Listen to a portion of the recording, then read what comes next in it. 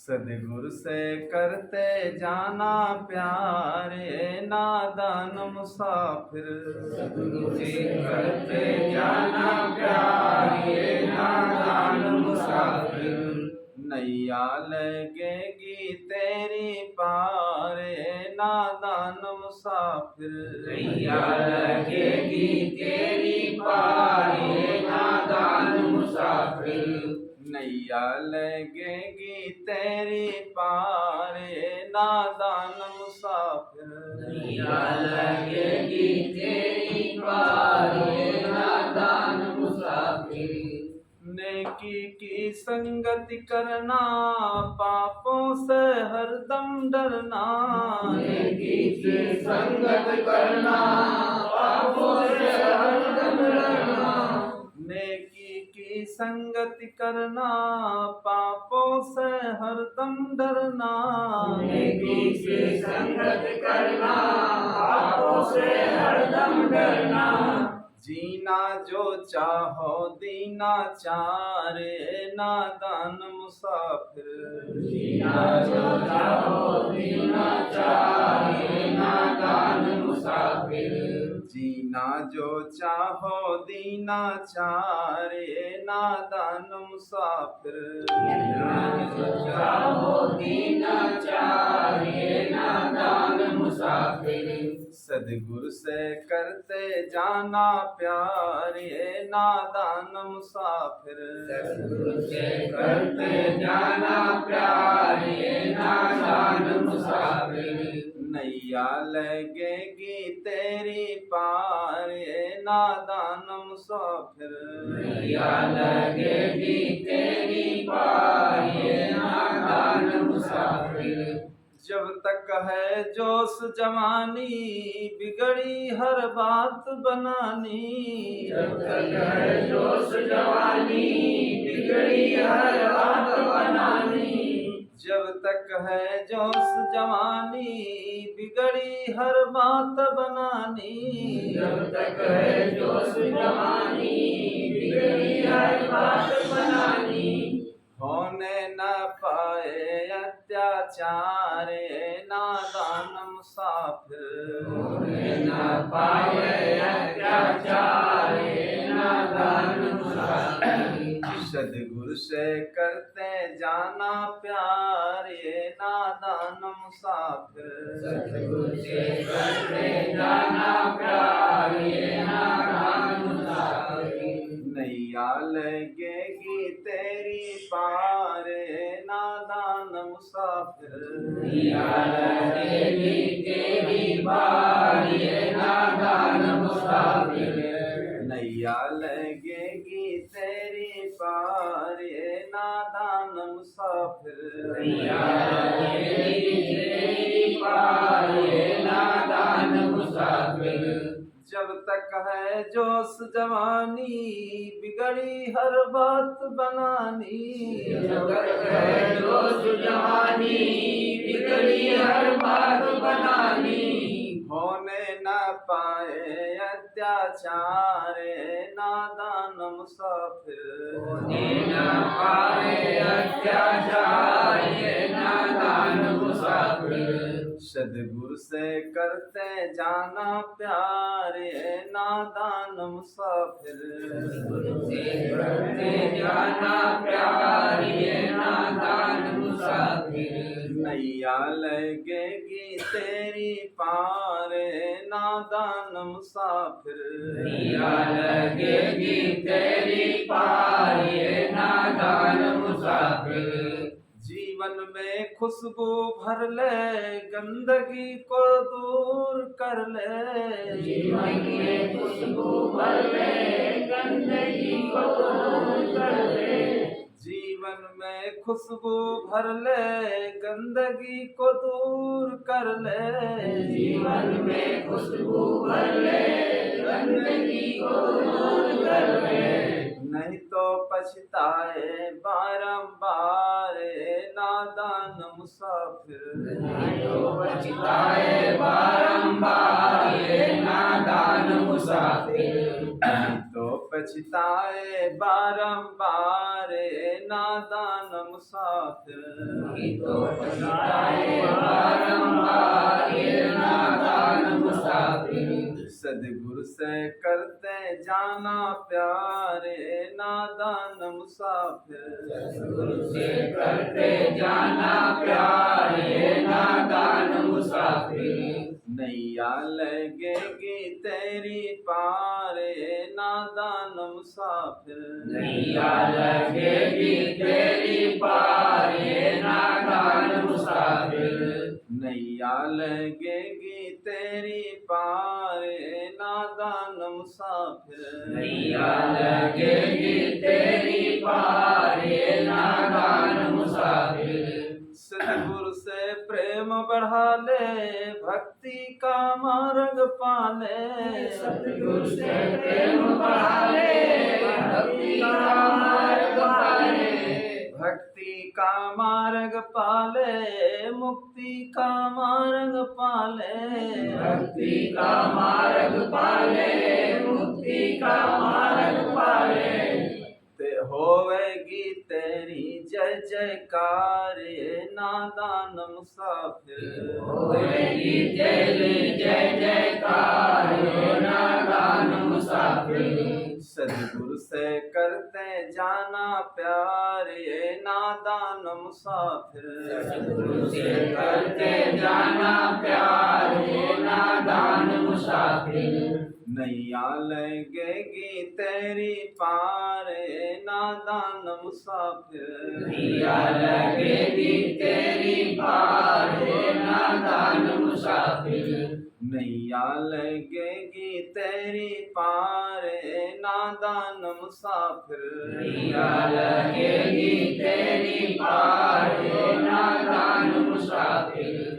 सद्गुरु से करते जाना प्यार नादान मुसाफिर। सद्गुरु से करते जाना प्यार ये नादान मुसाफिर।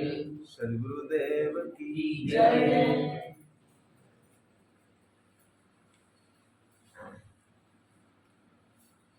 अर्चनी बंदनी संत समाज धर्म प्रेमी बंधुओं एवं श्रद्धामूर्ति देवियों,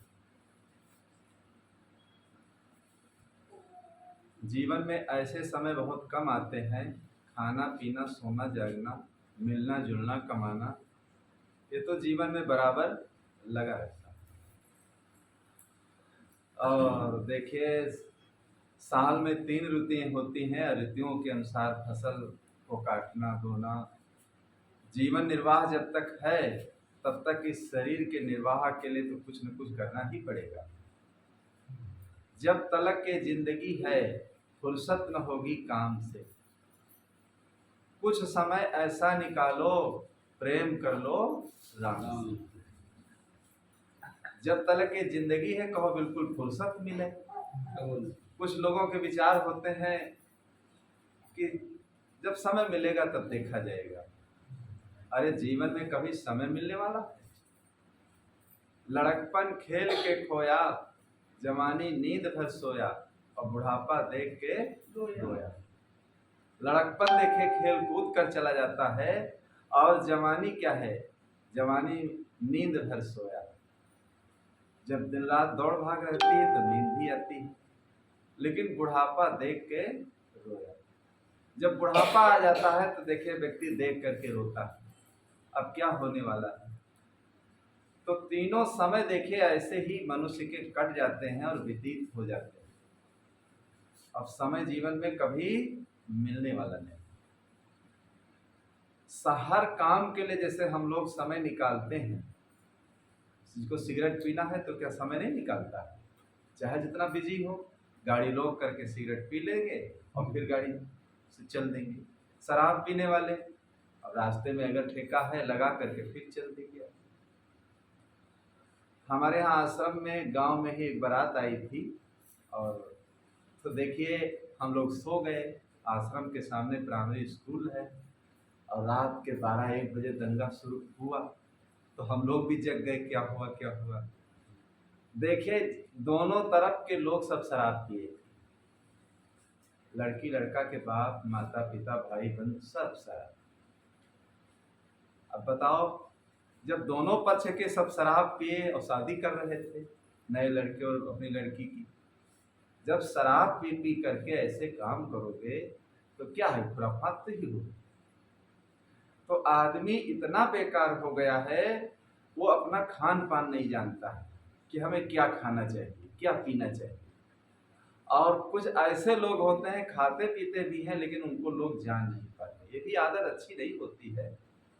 यही बाराबंकी जिले की ही बात है। एक भक्त थे और उनके यहाँ हम लोग बहुत बचपन से आते जाते थे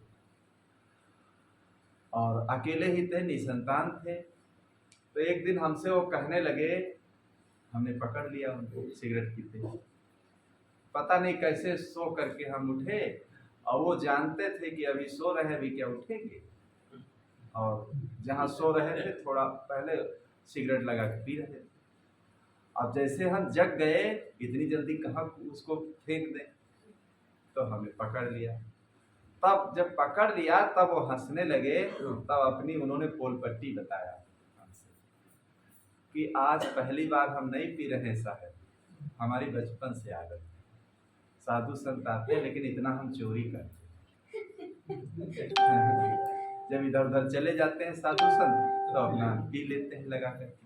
लेकिन आज ऐसा हुआ, आपने पकड़ ही लिया। तो हमने कहा कोई भाई, हम आपको जेल सजा थोड़ो कर रहे हैं भाई, आपका घर है, जबरदस्ती हम कुछ नहीं कर सकते क्योंकि आपका घर है भाई। आप कह भी सकते हैं कि आप कौन होते हैं। अगर आप हमारी बात मानते हैं प्रेम से तो हम आपको बताएंगे, अगर नहीं मानते हैं तो हमारे बताने की कोई आवश्यकता नहीं।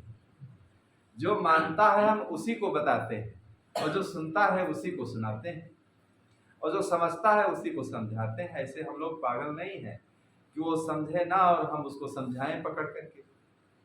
सीख वाको दीजिए जाको सीख सुहाए, और सीख न दीजिए बांदरा जो घरों बया का जाए। बरसात का महीना था और बंदर, पानी बरस रहा था रिमझिम रिमझिम, और बंदर इस डाल से उस डाल पर बेचारा भागा भागा घूम रहा था। तो बया ने कहा, आदमी जैसे हाथ पांव, आदमी जैसी काया, और 4 मास बीत गए छप्पर क्यों नहीं छाया। तो कि आदमी जैसे हाथ पांव, अरे थोड़ा छप्पर छा लेते तो आराम से लेटते उसमें।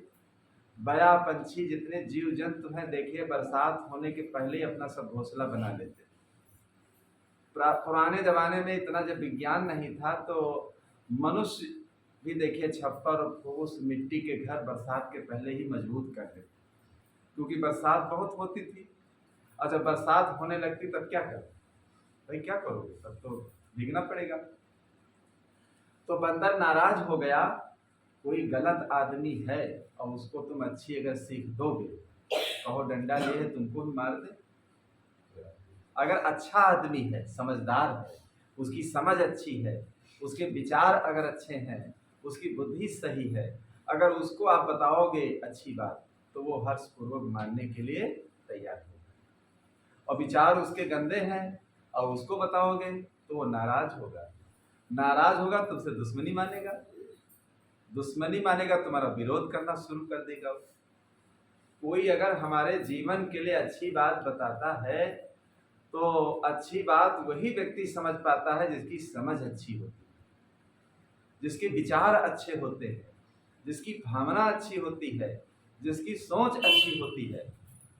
और जिस व्यक्ति की सोच अच्छी नहीं है, कोई तुम अच्छी बात बताओ नहीं मानेगा। कोई अच्छी बात बैठा करके सुनाओ लेकिन नहीं वो सुनेगा। तो बंदर ने कहा कि ज्यादा अगर गुस्सा आएगी हमारे, बहुत लगे हो घिसा तुम्हारी नोच डाले हम, कि अभी बहुत गुस्सा अगर हमारे आएगी तो अभी तुम्हारा जो घोंसला फुसला सब नोच करके हम बहा देंगे, हमको हंस रही हो। तो देखिए फिर संतों ने वहां पर क्या चौपाई बना दिया कि सीख वाको दीजिए जाको सीख सुहाए, और सीख न दीजिए बांदरा जो घरों बया का जाए। कि उसको सीख देना चाहिए जिसको सीख अच्छी लगती है। और सीख न दीजिए बांदरा, जो बंदर के समान मनुष्य हैं। मनुष्य का तो चोला मिला हुआ है, लेकिन बंदर जैसी जिनकी बुद्धि है। बंदर देखिए, बंदर कितना नटखट होता है। अभी सीतापुर जिले में फरवरी में हमारा कार्यक्रम था और गए थे हम, एक दिन के लिए ही गए थे। तो ट्रेन से गए और कार्यक्रम स्नान किए गए, जब स्नान करके कपड़े डाल दिए और चले गए मंच पर प्रवचन करने। और प्रवचन करके जब लौट करके आए तो जितने हमारे कपड़े थे सब बंदर टट्टी करके सब छिप दिया और सब गंदे बंदे कर दिया कपड़े सब। अरे टट्टी तो अलग करते हैं, लेकिन टट्टी उठा उठा के फेंक दिया उन कपड़ों पर। अब सफ़ेद कपड़े, ये तो बहुत, कोई कूड़ा कचरा डाल दो तो दाग ही नहीं छूटेंगे। तो भगत जी कहने लगे, साहब कपड़े आपके बर्बाद हो गए। तो हमने कहा बर्बाद हो गए तो आपको कपड़े देना पड़ेगा, हम क्या पहनेंगे हम। आश्रम पर तो रखे हैं बहुत कपड़े, लेकिन यहाँ तो 2 कपड़े लेकर आए हैं हम, स्नान करेंगे तो क्या पहनेंगे। फिर बेचारे वो बहुत धोए जैसे कैसे, लेकिन फिर भी वो दाग गए नहीं। अब देखिए इतना नटखट था, लैट्रिन करके उन्हीं कपड़ों पर फेंक दिया।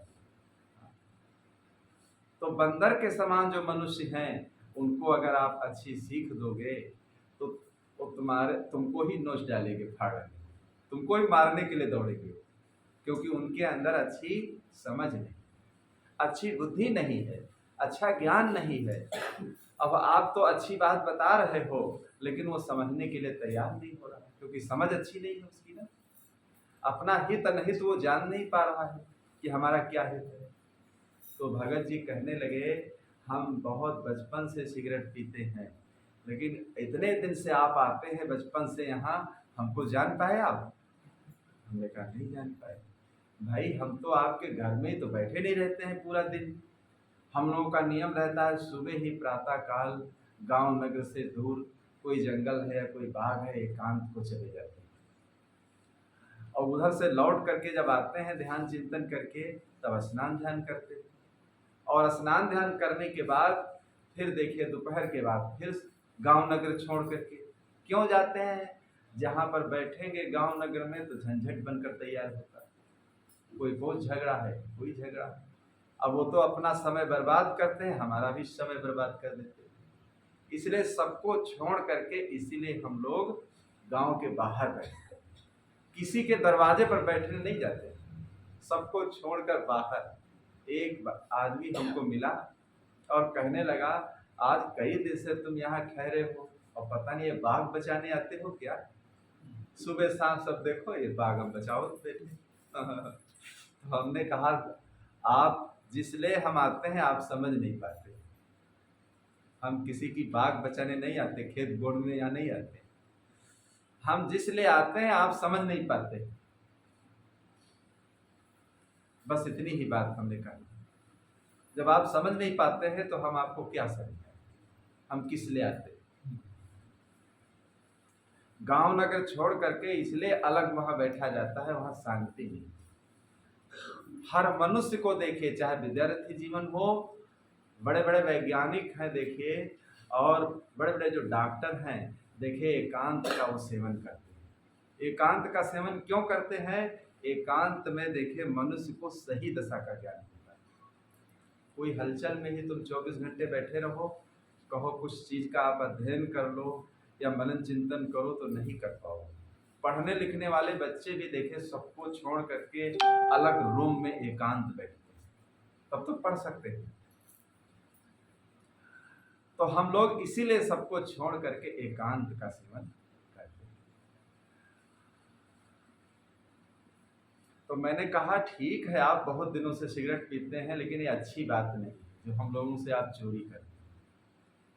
हम लोगों को तो मानते हैं, सेवा करते हैं, भोजन कराते हैं, दान दक्षिणा देते हैं, लेकिन हम लोगों की बात आप नहीं मानते। सबसे बड़ी कमी है, हम लोगों की बात भी मानना चाहिए। अगर सेवा करते हो तो हमारी बात भी मानो, तब तो हम लोगों से प्रेम करने से आपको लाभ होगा। ऐसे कैसे लाभ होगा? तो देखिए, व्यक्ति की आदत जो है, आदत से व्यक्ति मजबूर हो जाता है। अब उनकी आदत बचपन से थी, बुढ़ा गए थे फिर भी वो छिपा छिपा कर सिगरेट पीते रहते अपना।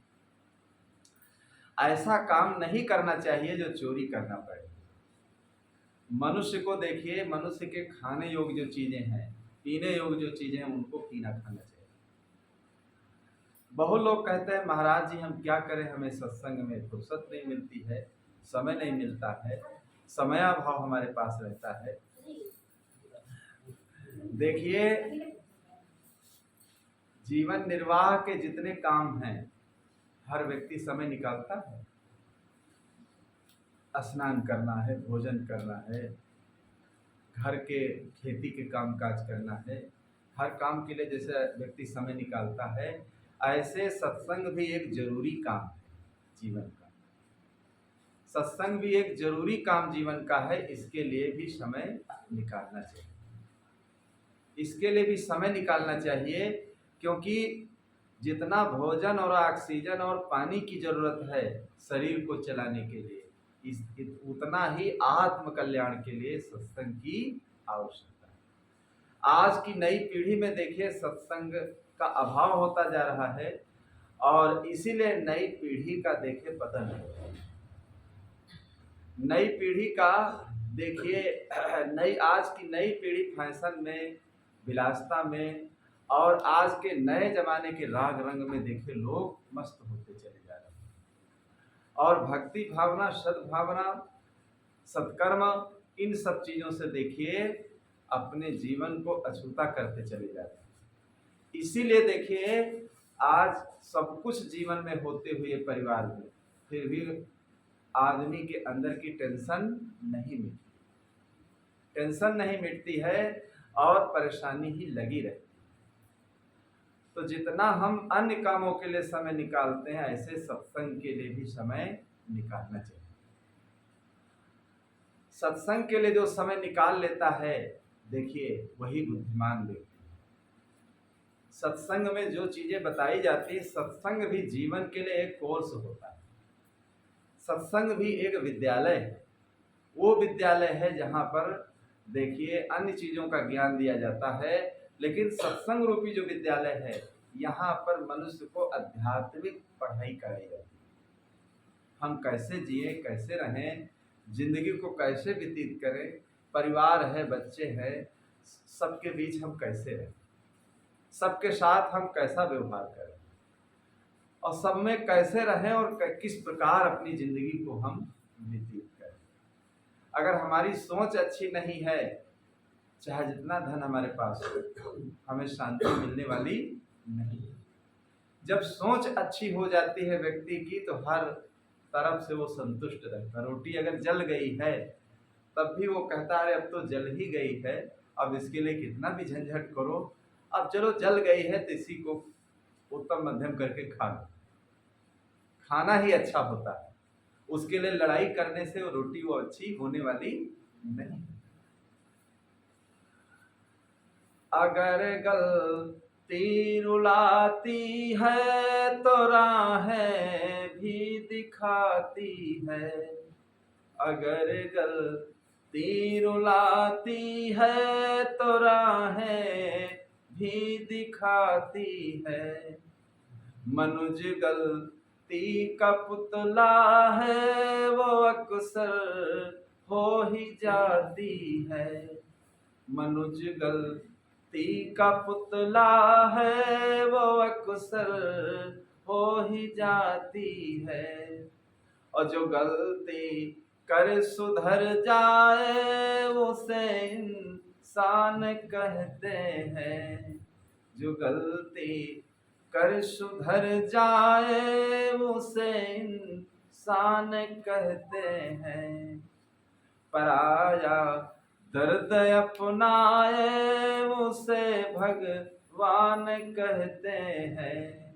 पराया दर्द अपनाए उसे भगवान कहते हैं। किसी के काम जो आए उसे इंसान कहते हैं। किसी के काम जो आए उसे इंसान कहते हैं। पराया, दर्द अपनाए उसे भगवान कहते हैं। अगर गलती रुलाती है तो राहें भी दिखाती है। हमारे जीवन में अगर कोई गलती हो जाती है तो देखिए वो गलती हमको रुलाती है, हमें दुख देती है। अगर गलती रुलाती है तो राहें भी दिखाती है, रास्ता भी वो दिखाती है। मनुज गलती का पुतला है, वो अक्सर हो ही जाती है। देखिए सब लोगों का जीवन जो है हम लोगों का देखिए गलती से ही बना है, और गलती होना कोई बहुत बड़ी बात नहीं, हर मनुष्य से गलती हो जाती है। इतने लंबे जीवन में कोई न कोई गलती, कोई न कोई भूल हर मनुष्य से होती है। लेकिन एक बात और कहते हैं पथिक महाराज, ये हरिद्वार के रहने वाले जो पथिक जी थे उनकी वाणी है, जो गलती कर सुधर जाए उसे इंसान कहते हैं। विशेषता उस व्यक्ति की होती है बंधुओं जो गलती करके फिर अपना सुधार करे। अपना सुधार जो कर लेता है वो महान हो जाता है, वो पूजनीय बन जाता है। और जो गलती करने के बाद भी गलती मानता नहीं है और सुधार भी नहीं करता है, देखिए वो उसका जीवन बेकार हो जाता है। तो इसलिए हर मनुष्य को चाहिए कि भाई हर चीज का जैसे घर में विकास हो रहा है ऐसे भक्ति का भी विकास होना चाहिए। भक्ति का भी विकास होना चाहिए। जिस घर में देखिए भक्ति का विकास नहीं होगा तो देखिए वो घर धीरे धीरे धीरे धीरे घर के लोगों की आदतें बेकार होती चली जाएगी। तो सत्संग देखिए जरूर करना चाहिए। जब साधु संत आ जाएं 2-3 दिन, ज्यादा तो साधु संत रहने वाले नहीं, तो 2-3 दिन में सत्संग का जब अवसर साल 2 साल में मिल जाए तो जरूर 10-20 मिनट का समय निकाल करके सब लोगों को इकट्ठा होना चाहिए। उससे क्या होता है, बहुत बड़ा लाभ मिलता है, बहुत बड़ा लाभ मिलता है जीवन में। हमारे जीवन में एक नया परिवर्तन आता है। नेता लोग रैली क्यों करते हैं? देखिए इस समय चुनावी दौर चल रहा है, जगह जगह पर रैलियां हो रही हैं। रैली इसीलिए होती है, उनका उद्देश्य यही होता है, रैली करने से जिस जिले में रैली जो पार्टी करती है उसका माहौल बनता है, माहौल गूंजता है। और जब माहौल गूंजता है तो मनुष्य के माइंड में वो बातें उसकी समझ में आती हैं, माइंड में अंदर जाती हैं। तो देखिए जब मतदान करने वो चलता है, उसका माइंड जब घूम जाता है तो जो उसको सत्य दिखाई देता है, उचित दिखाई देता है, उसका वो फैसला लेता है। अब ऐसे अगर रैलियां ना हो तो जो जिसके मन में भावना है, जो अपने मन में मान बैठा है, उधर ही वो बह जाता है।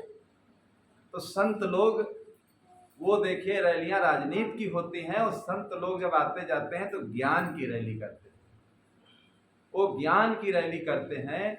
आते आने जाने से देखिए लोगों का नज़ारा, लोगों का दिल दिमाग पर कुछ प्रभाव पड़ना चाहिए, तब तो हमारा रहना अच्छा हुआ। और वैसे केवल खाना खाना और भोजन करना, पड़े रहना, तो ये कोई अच्छी बात नहीं। इसीलिए सत्संग का महत्व सबसे बड़ा बताया गया है। सत्संग से देखिए मनुष्य को वो ज्ञान, वो ऊर्जा मिलती है, वो शक्ति, वो ताकत मिलती है कि जिससे व्यक्ति अगर नीचे उसका मनोबल घट गया है तो देखिए वो खड़ा हो जाता है और अपने जीवन के कल्याण के लिए, जीवन को भक्ति के रास्ते पर व्यतीत करने के लिए फिर वो तैयार हो जाता है। इसीलिए सत्संग की विशेषता, महिमा बताई गई। एक गांव में एक व्यक्ति थे, उनके 4 बच्चे थे। चारों बच्चों से उन्होंने बता दिया था, बेटा कहीं अगर सत्संग होता हो तो वहां मत जाना, अगर निकल भी जाना भूल करके तो कान में रुई लगा लेना, सुनना मत, कोई बात सुनना मत, कान में रुई लगा लेना। एक बार जा रहे थे चोरी करने उसी रास्ते से, रास्ते में सत्संग हो रहा था, तो सत्संग में इतनी बात उन्होंने सुन लिया केवल कि देवता के परछाया नहीं होती, इतनी बात केवल सुन लिया। तो उनको अपने पिता की बात याद आ गई कि मेरे पिताजी ने कहा था कि देवता सत्संग की बात मत सुनना, मैंने सुन लिया। तुरंत कान में उंगली लगा दी, फट से। राजा के यहाँ गए, चोरी किया। चोरी करने के बाद जब सवेरा हुआ तो मंत्री ने देखा कि खजाने में देखिए पीछे से सेंध लग गई है। राजा ने कहा भाई इन चोरों का पता लगाओ। तो मंत्री ने कहा पास में जो चोरपुरवा गांव है, चोरपुरवा जो गांव है, मुझे लगता है इसी गांव के लोगों ने चोरी किया। तो रात में देखे काली का भेष बना करके गया। हम लोग भी एक मंदिर में गए थे गुजरात के पावागढ़ जिले में। पावागढ़ जिला जो है जंगली इलाका है, पहाड़ी इलाका है, और पावागढ़ जिले में एक देवी का स्थान है बहुत प्रसिद्ध, और लगभग 17 किलोमीटर पहाड़ पर। तो पहले तो बस से हम लोग गए, वो सेठ जी ले गए, दिखाने ले गए। तो पहले बस से गए और फिर एक जो डोली चलती है ऊपर रस्सी में, उस डोली में बिठाकर कुछ दूर ले गए, फिर पैदल गए वहाँ। अब इतने ऊपर आसमान में हम लोग पहुँच गए थे कि बिल्कुल अंधकार सा, वहाँ बादलों में पहुँच गए। इतनी हवा sir sir sir sir sir sir कि सबके बाल कपड़े थर थर थर थर उड़ते थे। वहीं एक मंदिर बना हुआ था ऊपर, तो वहीं जो कुर्सियाँ पड़ी थी हम लोग वहीं बैठ गए। हवा प्राकृतिक दृश्य देखा वहाँ का, और देख जा करके अच्छा लगा और फिर लौट आए। देवियों के मंदिर लोग बना देते हैं और इसी उद्देश्य से बनाते हैं, अगर कोई वहाँ उद्देश्य न हो तो आदमी जाएगा। जब जाएगा तो कुछ श्रम करेगा, कुछ वहाँ की प्राकृतिक हवाएं उसको मिलेंगी। जितने देवी देवताओं के स्थान बनाए गए हैं पैदल चलकर वहाँ लोग जाते हैं, अगर वहाँ कोई भूमिका न हो तो ऐसे किस उद्देश्य से व्यक्ति जाएगा। लेकिन लोग इस बात को समझ नहीं पाते हैं, सही रूप से समझ नहीं पाते हैं कि प्रकृति से शिक्षा लो, प्रकृति से पढ़ाई करो, प्रकृति से अपने जीवन में परिवर्तन लाओ। तो केवल वो देखिए इन्हीं सब आडंबर में ही पड़े रहते हैं। तो हर मनुष्य को चाहिए कि जीवन को बदलने के लिए भाई सत्संग का सेवन करते रहो। तो काली का भेष बना करके देखिए वो रात में पहुंचता है मंत्री, आरती ले लेता है और त्रिशूल ले लेता है हाथ में। जब आंगन में पहुंचा तो उजेली रात, अब उजेली रात थी, खेलने लगा कि इतनी लंबी चोरी किया और फिर भी हमारे यहाँ प्रसाद नहीं चढ़ा। चोर लोग भी देवी देवताओं के स्थान पर प्रसाद चढ़ाते हैं कि हमारी चोरी लग जाए। ईमानदार भी बेईमान भी सब तो देवी देवताओं के हाथ जोड़ते हैं, हमारा एक काम बन जाए, और देवी देवता सबको आशीर्वाद देते हैं। भाई चोर को भी तो देते हैं कि भाई जाओ चोरी तुम्हारी हो जाए, ठीक ठाक, हाँ पकड़े न जाओ। हाँ तो लेकिन चोरों ने कहा अगर देवी जी हम लोगों ने चोरी किया होता तो हम प्रसाद चढ़ा देते, हम लोगों ने चोरी नहीं। सत्संग में जितने इतनी बात सुना था कि देवता के परछाया नहीं होती, वो कहने लगा इसमें दाल में काला है। उजेली रात है, जिधर देखे देवी जी जाती हैं उधर जाती है परछाया। महात्मा ने कहा था देवता के परछाया नहीं होती है, देवी भी नहीं, इसमें कोई राज है, छिपा हुआ है। दूसरे दिन जब राज दरबार को गए पता लगाने के लिए तो पता लगा कि राजा का मंत्री ही था। तो चोर कहने लगा एक बात सत्संग की सुनने से देखिए सबकी जान बच गई, सारा धन जितना था वो भी बच गया। अगर एक बात हम नहीं सुने होते तो अगर हाँ कर लेते तो सब लोग गिरफ्तार हो जाते, पकड़ लिए जाते। एक बात सत्संग की सुनने से जब इतना लाभ हुआ हमारा, अगर नित्य सत्संग किया जाए तो कितना लाभ होगा, बहुत बड़ा लाभ होगा। जहाँ सत्संग होता हो वहाँ पर नित्य जाओ तुम, कहो जहाँ सत्संग होता हो वहाँ पर नित्य जाओ तुम, जहाँ सत्संग होता हो वहाँ पर नित्य जाओ तुम, जहाँ सत्संग होता हो वहाँ पर नित्य जाओ तुम, जहाँ सत्संग होता हो वहाँ पर नित्य जाओ। अगर नहीं वहां बुलाया गया है फिर भी जाओ। सत्संग का कोई ऐसा निमंत्रण नहीं होता, रास्ते में हो रहा वहां भी सुन लो। सत्संग में देखिए वो ज्ञान दिया जाता है जो अपने जीवन के लिए होता है। संसारिक जितना ज्ञान होता है, जितनी चीजें हम कमाते हैं बनाते हैं, सब यही छूट जाती है। लेकिन सत्संग का ज्ञान अगर मनुष्य के अंदर आ जाता है, कहीं भी देश विदेश में चला जाए, देखिए वो ज्ञान का बंटवारा न भाई कर पाता है और कोई करने वाला नहीं है। सब चीज का तो बंटवारा हो जाता है लेकिन ज्ञान का बंटवारा नहीं होता।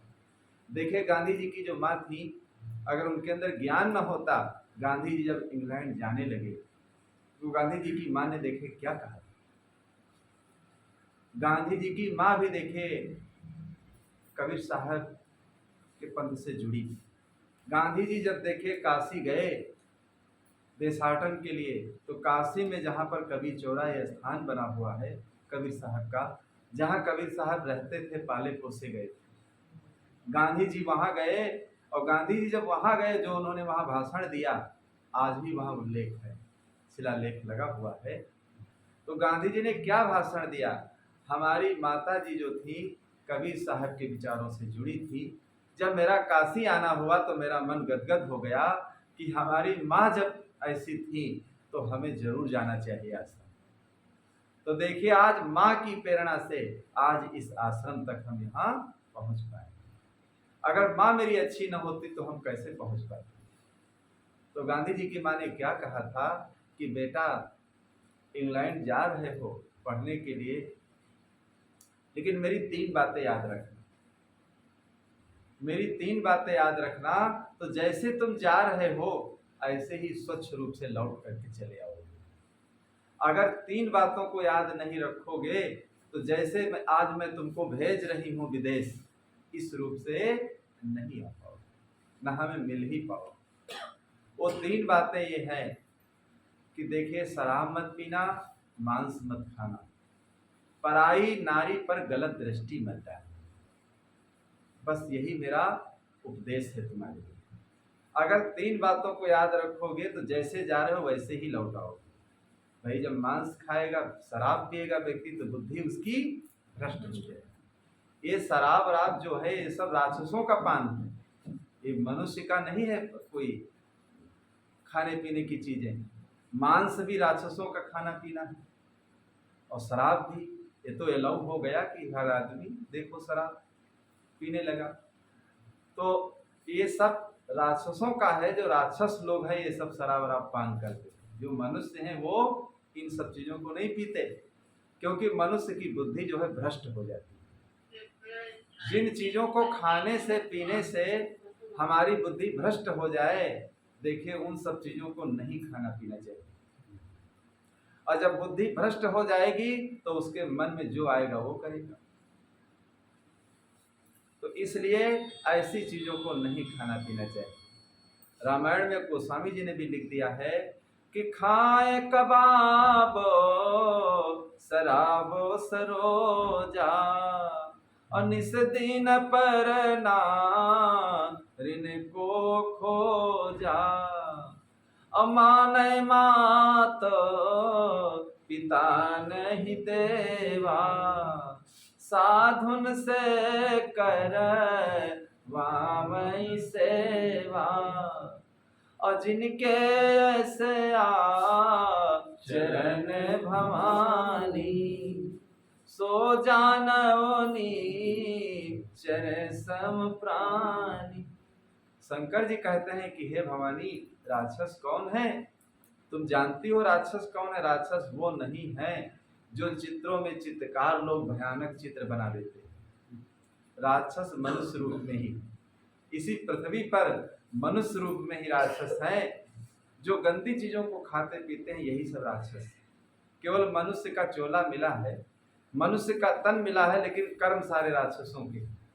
वो मनुष्य नहीं है, वो कहने मात्र के लिए केवल मनुष्य हैं और देखिए वो राक्षस ही। तो इसलिए हर मनुष्य को चाहिए सत्संग से उतना ही लाभ हमारे जीवन में मिलता है। इसलिए हर मनुष्य को चाहिए कि भाई जीवन में सत्संग करते रहो।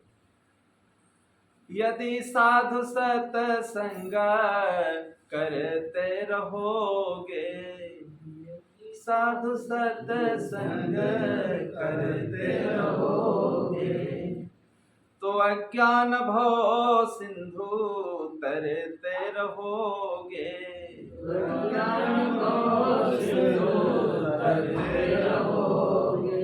तो अज्ञान भव सिंधु तरते रहोगे,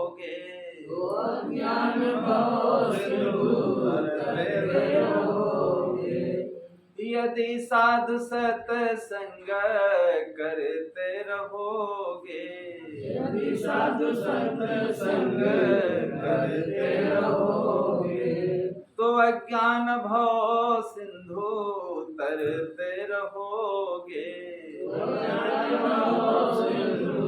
करते रहोगे, सदा चैन से दिन कटेंगे तुम्हारे, सदा चैन से दिन कटेंगे तुम्हारे, सदा चैन से दिन कटेंगे तुम्हारे, सदा चैन से दिन कटेंगे तुम्हारे, जो भक्ति व सद ज्ञान भरते रहोगे, सद ज्ञान भरते रहोगे, जो भक्ति व सद ज्ञान भरते रहोगे, जो भक्ति व सद ज्ञान भरते रहोगे, यदि साधु सत्संग करते रहोगे, यदि साधु सत्संग करते रहोगे, तो अज्ञान भव सिंधु तरते रहोगे,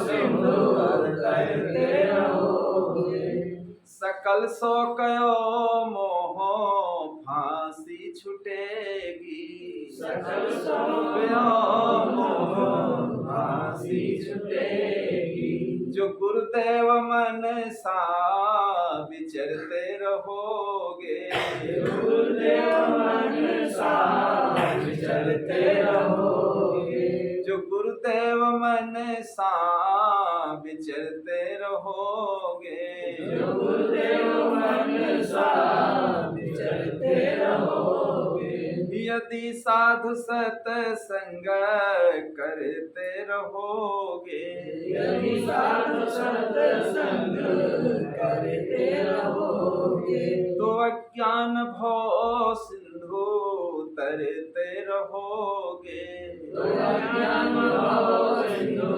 तरते रहोगे, तो अज्ञान भव सिंधु तरते रहोगे, तो अज्ञान भव सिंधु तरते रहोगे, सभी पाप संचित दबेंगे ये निश्चय, सभी पाप संचित दबेंगे निश्चय, जो पारख परख रंग रंगते रहोगे, जो पारख परख रंग रंगते रहोगे, तो अज्ञान भव सिंधु तरते रहोगे, तो अज्ञान भव सिंधु तरते रहोगे, तो अज्ञान भव सिंधु तरते रहोगे, तो अज्ञान भव सिंधु तरते रहोगे,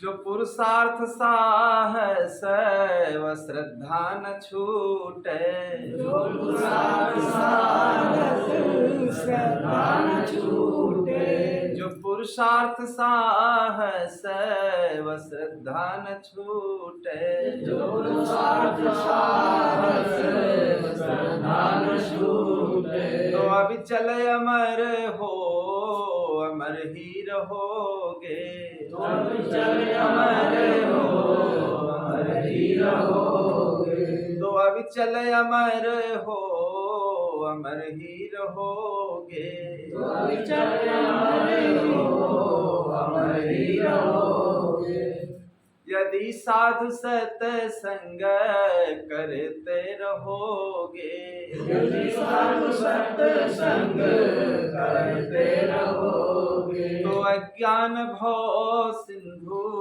तरते रहोगे।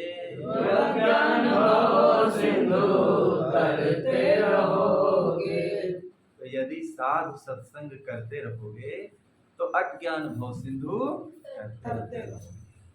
तो अगर आप अच्छी संगत करते रहोगे, अच्छी संगत करने से देखिए मनुष्य की अच्छी बुद्धि बनती है, अच्छे विचार बनते हैं, अच्छे आचरण आते हैं।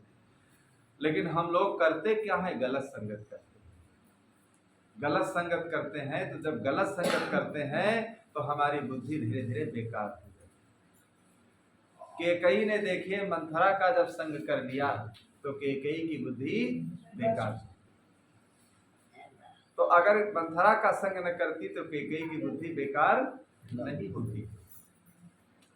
तो इसलिए संगत का भी प्रभाव बहुत बड़ा पड़ता है मनुष्य के ऊपर। इसलिए हर मनुष्य को चाहिए सदा अच्छी संगति करके, और अपने जीवन में नहीं ज़्यादा समय मिलता है, नित्य साधु संत नहीं मिलते हैं, तो पुस्तकें रखो। पुस्तकें रखो, ना ज़्यादा समय हो तो एक ही पेज पढ़ो, एक ही पेज पढ़ लो। या मोबाइल से देखिए, मोबाइल में जितने देखिए गंदी चीजें लोग जब डालने लगे तो साधु संत देखिए जितना संसार के लोग गलत मार्ग पर लोग बढ़ते जाते हैं तो साधु संत हर चीज में रोक लगाते हैं। तो मोबाइल के द्वारा भी देखिए साधु संतों ने अच्छे अच्छे चैनल बना करके डाल दिया है कि अगर मोबाइल आपके हाथ में है तो आप अच्छी बात सुनिए, खाते पीते नहीं समय है तो जब शाम को आप भोजन करने बैठें तो एक वीडियो लगा करके रख दें। जब तक आप भोजन करें तो एक वीडियो सुन 10-5 मिनट का। सोते समय सुन लो, सोते समय अगर सुन लोगे तब भी भावना अच्छी हो जाएगी, विचार अच्छे हो जाएंगे। जैसे नित्य नित्य भोजन जलपान की जरूरत है, ऐसे नित्य सत्संग की भी जरूरत है। तब हमारा जीवन देखिए मनुष्य जीवन पाना सफल होगा। और मनुष्य जीवन में आना तभी हमारा समझ लो सफल होगा। ऐसे मनुष्य जीवन पा जाने से कोई मनुष्य नहीं होता है। जब तक मनुष्य के कर्म हमारे अंदर नहीं आएंगे तो हमारे अंदर मनुष्यता आने वाली नहीं। और मनुष्य के हमारे अंदर कर्म आना चाहिए। जब कर्म हमारे अंदर आ जाएंगे तो हमारे अंदर मनुष्यता आ जाएगी, हमारे अंदर अच्छे विचार आ जाएंगे, अच्छी भावना आ जाएगी, तो खुद ही हमारा जीवन सुधर जाएगा। तो आइए बंधुओं, इस जीवन को सुधारने के लिए, इस जीवन को अच्छे रास्ते पर चलाने के लिए, इस जमाने को बर्बाद ना होने देने के लिए देखिए अपने मन का अध्ययन करना, मन का चिंतन करना और अपने अंदर अच्छी भावनाओं को भरना, ये बहुत जरूरी है। ये बहुत जरूरी है। समय समय से सत्संग जरूर साल में एक बार होना चाहिए। जहाँ भक्त सज्जन हैं वहाँ पर सब काम होते हैं। नहीं अगर हम भंडारा कर पाते हैं, भंडारा की कोई जरूरत नहीं, सत्संग होना चाहिए। छत्तीसगढ़ में भक्ति क्यों ज़्यादा है? भक्ति इसीलिए वहाँ ज़्यादा है कि हर गांव में बराबर वहाँ सत्संग होते रहते हैं। और सत्संग एक माइक की व्यवस्था कर लिया और प्रसाद ले आए, सबको बुला करके सत्संग करा दिया। अगर 100 लोग आ गए, 200 लोग आ गए, सब लोगों ने सुन लिया, चलते समय सबको प्रसाद दे दिया, बस हो गया। कोई भंडारा की कोई जरूरी थोड़ा कि भंडारा ही होना चाहिए। तो देखिए इससे क्या होता है, एक नया रंग आता है समाज में, एक नया रंग आता है, एक नया जोश आता है।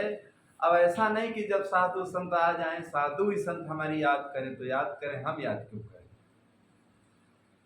तो जब सत्संग होता रहेगा तो लोगों के अंदर सुधार भी आएगा और भक्ति भावना भी बढ़ती जाएगी। उसमें क्या है, हम लोग बुजुर्ग हैं लेकिन नए लोग भी जुड़ते जाएंगे, और जब नए लोग जुड़ते जाएंगे तो घर की भक्ति जो है वो कम नहीं होगी। और घर की जब भक्ति कम नहीं होगी तो देखिए जीवन का सुधार विचार होता है। इसीलिए भक्ति की जरूरत है। अरब खरब लो द्रव्य हो, उदय अस्त लो राज। और भक्ति महात्म ना तुले और ई सब कौने काज। इसीलिए भक्ति की महिमा सबसे बड़ी कही गई। अरबों खरबों धन हो जाए, उदय अस्त तक राज्य हो जाए, अगर आपने कुछ जीवन में अच्छा काम नहीं कर पाया है तो समझ लो सब बेकार है, सब बेकार है। जीवन भी बेकार है, धन भी बेकार है। तो जीवन में देखिए, अगर हम कुछ ज्यादा नहीं कर पाते हैं, साल 6 महीने में सत्संग जरूर करते रहो। सत्संग जब करते रहोगे तो खुद अपने अंदर सुधार आएगा, और अपने अंदर सुधार आने के साथ साथ जितने लोग इकट्ठा हो जाएंगे, सामाजिक जो कार्य होते हैं, जन समाज के कल्याण के काम जो होते हैं, ऐसे ही होते। बहुत पुस्तकें लेकर के बांट देते हैं, बहुत सत्संग के लिए सबको बुलाकर सत्संग सुलभ करा देते हैं। न मालूम कितने प्रकार के अच्छे काम है। कोई आंखों के ऑपरेशन करवा रहे हैं, कोई दीन दुखियों को भोजन करा रहे हैं, कोई अनाथ आश्रम में देखे अनाथों के लिए भोजन भिजवा रहे हैं। तो अगर हम ज्यादा कुछ नहीं कर पा रहे हैं इस जीवन से, तो कम से कम साल में एक बार सत्संग तो करा ही सकते हैं, सत्संग तो कर ही सकते हैं। 10-50 लोग मिल करके बैठ करके, उससे क्या होगा, संगठन भी बनता है, आपस में प्रेम भी पैदा होता है। एक साथ देखिए जब लोग बैठते हैं तो अगर कोई बैर भी है फिर भी प्रेम पैदा हो जाता है, सबके अंदर प्रेम पैदा हो जाता है, भाव बन जाता है सबके अंदर, एक साथ हिल मिल कर बैठने से, सुनने और समझने से। और संगठन भी आपस में बनता है। अंबेडकर जी के देखिए यही 3 सूत्र थे, संगठित बनो, संघर्ष करो, संगठित बनो और संघर्ष करो, और शिक्षित बनो। गांधी जी की मां ने देखे 3 नियम बताया था, लेकिन अंबेडकर जी ने इस समाज को संविधान बना करके देखे संक्षिप्त रूप में उन्होंने क्या संदेश दिया। सदुर कबीर साहब ने मानवतावादी समाजवाद का संदेश दिया, बुद्ध जी ने भी दिया, और लेकिन अंबेडकर जी का भी यही संदेश था, संगठित बनो, मतलब संगठन रखो आपस में, संगठित बनो, शिक्षित बनो। घर में खाने के लिए चाहे कम चीजें हों, लेकिन बच्चों को शिक्षा जरूर दिलाओ, चाहे एक ही पहर भोजन करो, लेकिन पढ़ाना लिखाना शिक्षित बनाना बहुत जरूरी है। जब शिक्षा हमारी आगे आ जाएगी तो हमारे घर की व्यवस्था, घर का रहन सहन, बच्चों का आचार विचार देखे बदल जाएगा। अशिक्षित और शिक्षित में फर्क होता है, बोली बानी, भाषा शैली, उठना बैठना, सब में फर्क आ जाएगा। आज अंबेडकर जी अगर शिक्षित न होते तो क्या संविधान बना करके हम लोगों को ये संदेश दे पाते? नहीं दे पाते। इतना संघर्ष करके गरीबी में देखिए कहाँ विदेश को पढ़ने गए, बड़ौदा रियासत के जिम्मेदार ने जो उनको सहयोग किया था, तो उन्होंने कहा था जब विदेश से लौट कर आना तो जितना मैंने सहयोग किया है उतना आपको भरपाई करना पड़ेगा। अंबेडकर जी जब विदेश से लौटे पढ़ करके, तो जब बड़ौदा गए तो इतना अछूत वहां उनको मानते थे, रहने की कहीं जगह ही नहीं, जगह ही नहीं दिया उनको, इतना अछूत मानते थे। तो इसीलिए उन्होंने कहा शिक्षित बनो। भाई हम अगर नहीं पढ़ लिख पाए हैं, लेकिन बच्चों को जन्म देना ही सबसे बड़ी बात नहीं है, जन्म देने के साथ साथ उनको शिक्षा दिलाना बहुत जरूरी काम है। संगठित बनो, शिक्षित बनो, संघर्ष करो। जीवन में देखिए बाधाएं विघ्न सब कुछ आते हैं, लेकिन हर आदमी को हिम्मत रख करके संघर्ष करना चाहिए। जो संघर्ष करता है देखिए एक दिन विजय प्राप्त कर लेता है जीवन में। और थोड़ी थोड़ी बात में जो हिम्मत हार जाता है अपनी, तो देखिए जीवन में कुछ नहीं कर पाता है। किसी चीज को चलाने में, किसी संस्था है या कोई मिशन है, किसी चीज को प्रथम में चलाने में देखिए संकट आते हैं, संघर्ष आते हैं, मुसीबतें आती हैं। फिर धीरे धीरे देखिए जब वो चलने लगता है तो आराम आ जाता है। किसी और बीच पर जब हम चढ़ाई करते हैं, अगर साइकिल से चढ़ाई करें कितना ताकत लगेगी, लेकिन जब उस पर हम चढ़ जाते हैं, उतरना होता है, तब ब्रेक न लगाओ तो उलट जाएगी। आराम से देखिए चले जाते, आसान हो जाता है। इसी प्रकार किसी चढ़ाई पर अगर चढ़ना है, जीवन को संवारना है, तो पहले बंधुओं संघर्ष करना पड़ता है। संघर्ष जो व्यक्ति कर लेता है, फिर देखिए आराम उसके जीवन में आ जाता है। एक नवयुवक था, वो यात्रा कर रहा था। यात्रा के दौरान में जहाँ वो जिस व्यक्ति के पास बैठा था वो बाबू, तो बार बार नींद आती तो गिर जाता। तो बाबूजी कहने लगे कि क्या रात में तुम सोते नहीं हो क्या, जो बार बार हमारे ऊपर गिरते हो? तो उस नवयुवक ने कहा, देखिए हम गार्ड की नौकरी करते हैं, इसलिए रात में हम जागते हैं, तो दिन में हमारे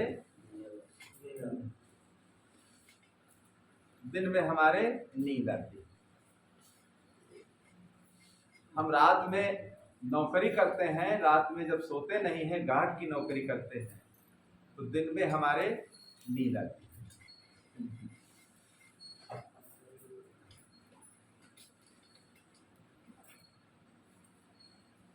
अच्छा, गार्ड की नौकरी करते हो इसलिए नींद आती है?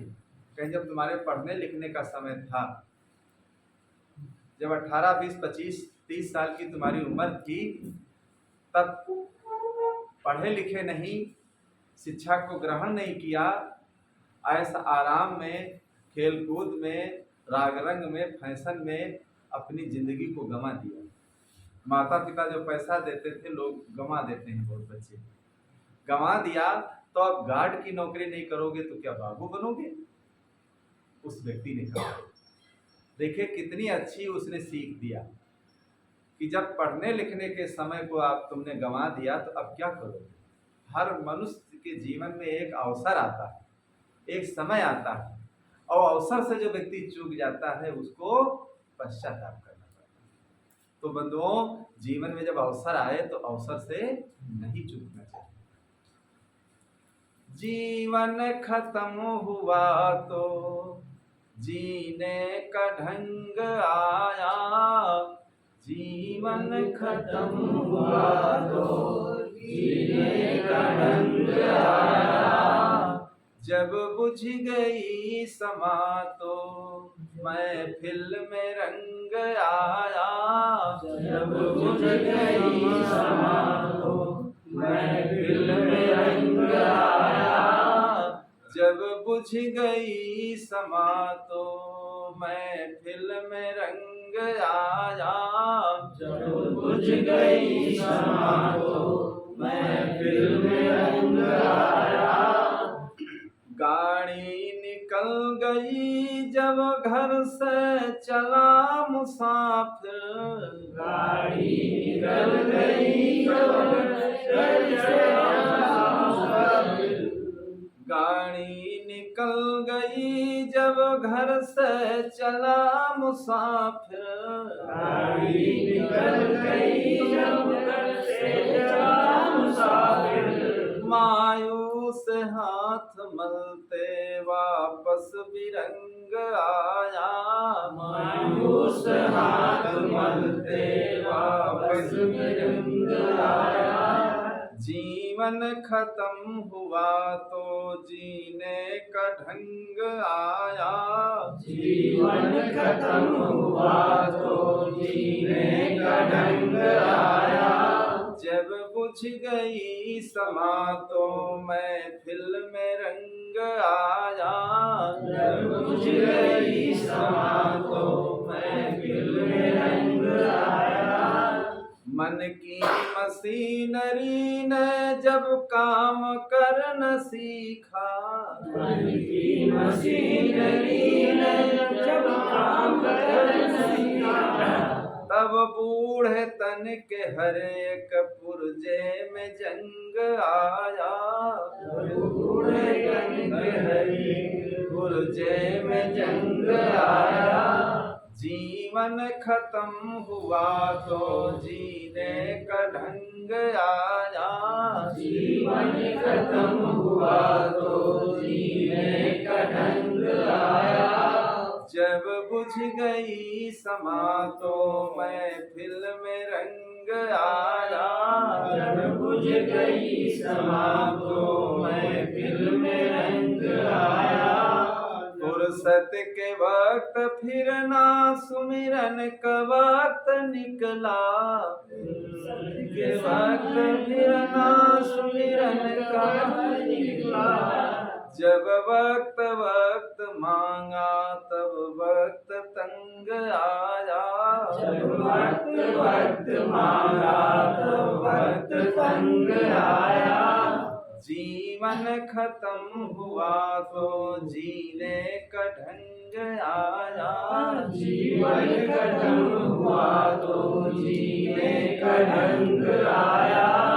जब बुझ गई समा तो महफिल में रंग आया, जब बुझ गई समा तो महफिल में रंग आया। आयु ने हार कर जब हथियार फेंक डाले, आयु ने हार कर जब हथियार फेंक डाले। यमराज फौज लेकर करने को जंग आया, यमराज फौज लेकर करने को जंग आया। जीवन खत्म हुआ तो जीने का ढंग आया, जीवन खत्म हुआ तो जीने का ढंग आया। जब बुझ गई समा तो महफिल में रंग आया, जब बुझ गई समा तो महफिल में रंग आया। ऐसे ही जब जीवन का समय खत्म हो जाता है तब कुछ होने वाला नहीं है। आदमी को जितना प्रपंच अच्छा लगता है, बहुत घरों में हम जाते दुनिया का प्रपंच सुनाएंगे, हम सत्संग की एक बात नहीं सुनेंगे। तो जितना प्रपंच में मन लगता है, अगर उतना सत्संग में मन लगने लगे तो मनुष्य का कल्याण हो जाए। लेकिन प्रपंच में 24 घंटे मन नहीं उठता। अरे 24 घंटे प्रपंच में जाता है तो घड़ी दो घड़ी तो सत्संग करो। घड़ी दो घड़ी जब सत्संग करोगे तभी बात समझ में आएगी, तभी बुद्धि आएगी, तभी विवेक आएगा, तभी विचार अच्छे आएंगे और तभी अपने जीवन को अच्छा बना पाओ। बोलो सद्गुरुदेव की जय।